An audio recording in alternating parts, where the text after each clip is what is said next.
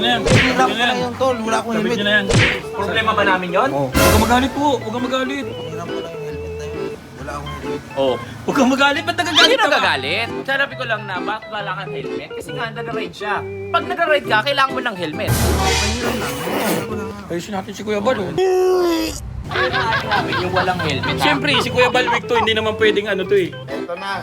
Tandaan mo, ba't Sir Balwick ha? Ayaw na ayaw namin na nag-helmet na substandard at walang helmet. Gusto. Gumamit ka ng Evo helmet dito sa Jensan. Ikaw pa lang ang unang kakaroon at unang binigyan namin dito ng full face helmet.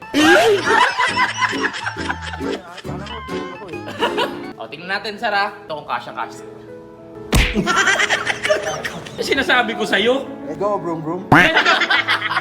Hindi, si Sir Balwick kasi siya yung mga nag-asikaso sa amin dito sa Jensan. Oo naman. Siya yung- Nung nakita namin yung helmet na gamit niya, sabi namin, Boss Kailangan Jack, palitan. na natin Hammerman. And then, ito na yung bagong helmet mo. Gamit mo nga. Gaan pre. Yan!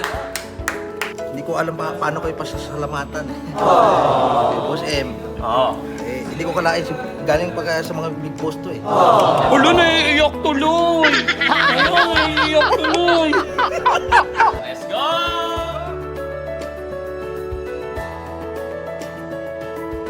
Mahirap lang. Mahirap ko na.